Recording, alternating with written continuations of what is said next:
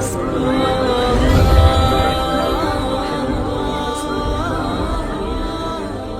اللہ الرحمن الرحیم۔ السلام علیکم دوستو، میں ہوں شاہد پٹھان، آپ دیکھ رہے ہیں نور حدیث۔ ہدہد کسے کہتے ہیں؟ یہ پرندہ پانی کیسے تلاش کر سکتا ہے؟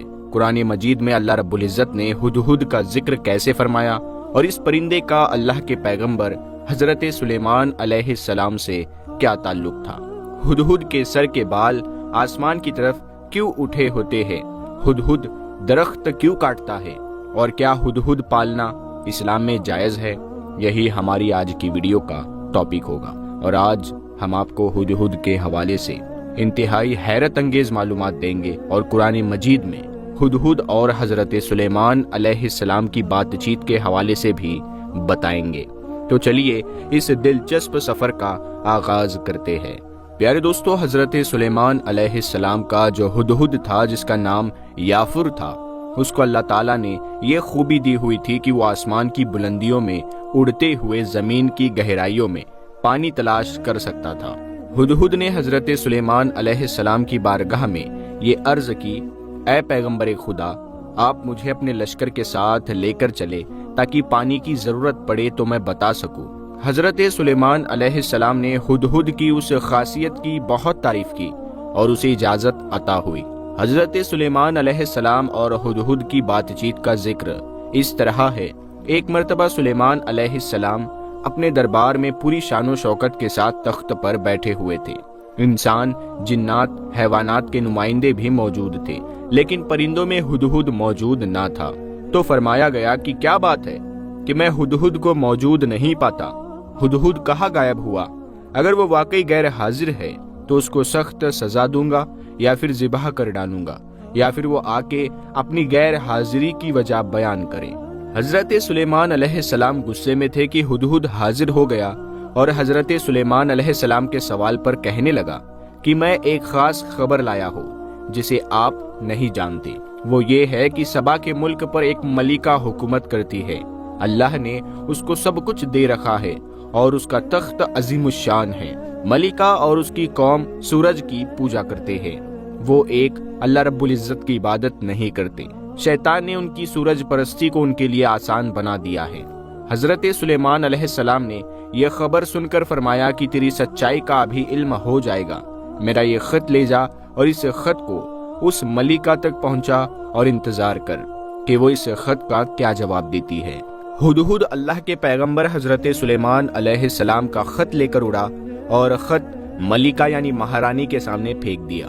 ملکہ خط پڑھ کر اہل دربار سے کہنے لگی کہ ابھی ابھی یہ خط اللہ کے پیغمبر حضرت سلیمان علیہ السلام کی جانب سے آیا ہے، جو اللہ کے نام سے شروع کیا گیا ہے، جو بڑا مہربان رحم کرنے والا ہے۔ خط میں یہ لکھا ہوا ہے کہ تم بغاوت نہ کرو اور میرے پاس تابعدار ہو کر آ جاؤ۔ وزیروں اور درباریوں نے کہا کہ ہمیں ڈرنے گھبرانے کی ضرورت نہیں، کیونکہ ہم طاقتور اور جنگی قوت کے مالک ہیں۔ البتہ آخری فیصلہ آپ کے ہاتھ میں ہے، جو آپ کو ٹھیک لگے وہ فیصلہ کیجیے۔ ملکہ سبا نے کہا، بے شک ہم طاقتور ہیں، لیکن سلیمان کے معاملے میں ہمیں جلدی نہیں کرنی۔ میرا خیال ہے کہ پہلے اپنے نمائندے بھیجوں جو ان کی خدمت میں تحفے پیش کرے، اس سے اس کی شان و شوکت اور مزاج کا اندازہ لگے کہ وہ ہم سے کیا چاہتے ہیں۔ لیکن جب سلیمان علیہ السلام نے ان تحفوں کو ٹھکرا دیا تو ملکہ نے ان کی سچائی اور طاقت کو پہچان لیا۔ حضرت سلیمان علیہ السلام نے اپنے درباریوں سے پوچھا کہ کون ملکہ کا تخت ان کے پاس لا سکتا ہے۔ ایک جن نے کہا کہ وہ اسے ترنت لا سکتا ہے، لیکن ایک اور شخص نے کہا کہ وہ تخت کو پلک جھپکتے ہی حاضر کر دے گا۔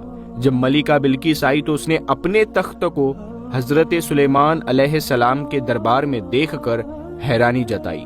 حضرت سلیمان علیہ السلام نے ملکہ بلقیس کو اللہ کی عبادت کی طرف دعوت دی۔ جب اس نے حضرت سلیمان علیہ السلام کی سچائی، ان کے علم اور اللہ کی قدرت کو دیکھا تو اس نے اللہ کے وحدانیت کو اپنا لیا اور اسلام قبول کر لیا۔ ملکہ نے کہا، میں نے اپنے اوپر ظلم کیا اور اب میں سلیمان کے ساتھ سارے جہانوں کے رب اللہ کی تابعداری میں ہوں۔ پیارے دوستو، کچھ اتہاس کاروں نے یہ لکھا ہے کہ یہ ہدہد یمن کے ہدہد سے خبر لایا تھا۔ ہدہد سلیمان علیہ السلام کا جو تھا اس کا نام یافر تھا، اور جو یمن کا ہدہد تھا اس کا نام انفیر تھا۔ یعنی حضرت سلیمان علیہ السلام کے ہدہد کی ملاقات وہاں سبا کی وادی میں ایک انفیر ہدہد سے ہوئی، جس کا نام انفیر تھا، جس نے سلیمان علیہ السلام کے یافور ہدہد کو خبر دی۔ پیارے دوستو، سبا ایک قوم کا نام ہے جو یمن میں صنعاء کے قریب رہا کرتی تھی اور جس کی راجدھانی مارب نام کا علاقہ تھا۔ دوستو، ہدہد وہ پرندہ ہے جو زندگی میں ایک ہی ساتھی دار کے ساتھ زندگی بتاتا ہے، اور جب اس کی جیون ساتھی مر جاتی ہے تو اس کے بعد وہ اپنی موت تک اکیلا ہی رہ جاتا ہے۔ کہا جاتا ہے کہ یہ پرندہ اپنی پسند کے ساتھی دار کو چننے سے پہلے اپنی چونچ میں کھانا پکڑتا ہے اور اس پسندیدہ ہدہد کے چونچ میں ڈالتا ہے، اور اگر وہ مادہ ہدہد قبول کر لے تو ان دونوں کی جوڑی بن جاتی ہے۔ پھر نرم اس مادہ کو اپنے گھونسلے کی طرف لے کر جاتا ہے، جو زیادہ تر کسی پیڑ میں سوراخ کر کے بنایا ہوتا ہے۔ اگر اسے گھر پسند آ جائے تو دونوں ایک ہو جاتے ہیں۔ مادہ عام طور پر ہر موسم میں 6 سے 8 انڈے دیتی ہے اور بچے پیدا ہونے کے بعد باری باری بچوں کی خوراک کا بندوبست کرتے ہیں۔ عجیب بات یہ ہے کہ دونوں میں سے کسی کو بھی کھانے کی کوئی چیز مل جائے تو وہ اکیلے نہیں کھاتا، بلکہ دونوں مل کر کھاتے ہیں۔ ہدہد اتنا تیز ہوتا ہے کہ وہ زمین کے اوپر سے ہی پانی محسوس کر لیتا ہے۔ اسی وجہ سے سلیمان علیہ السلام نے ہدہد کو زمین پر پانی ڈھونڈنے کی ڈیوٹی میں اپنے ساتھ رکھا ہوا تھا۔ ہدہد ہزاروں میل کا سفر بغیر رکے طے کرنے کی طاقت رکھتا ہے۔ اسی وجہ سے سلیمان علیہ السلام نے اسے دوسرے ملک کی ملکہ بلقیس کے پاس خط دے کر بھیجا تھا۔ ہدہد کی زندگی آج کے دور کے انسانوں کے لیے ایک مثال ہے کہ وہ عقل نہ رکھنے کے باوجود بھی ایک دوسرے کا کتنا خیال رکھتے ہیں، اور انسانوں کے آپس کے جھگڑے ہی ختم نہیں ہوتے۔ دوستو، ہدہد انٹارکٹیکا میں پایا جاتا ہے۔ اس پرندے کی ایک خاصیت یہ بھی ہے کہ یہ اپنی چونچ سے لکڑی کاٹتا ہے۔ یہ پیڑ پر چڑھ سکتے ہیں۔ لکڑی کو کاٹتے ہوئے یہ مضبوطی سے اپنے پنجوں میں پکڑ لیتا ہے۔ اس کے بعد لکڑی کاٹنے کا عمل شروع کرتا ہے۔ لکڑی کاٹتے ہوئے ٹک ٹک کی آواز آتی ہے۔ اس آواز کے ذریعے یہ آپس میں بات چیت بھی کرتے ہیں، اور لکڑی کاٹتے ہوئے یہ خاص آوازوں کے ذریعے ایک دوسرے کو میسج بھی پہنچاتے ہیں۔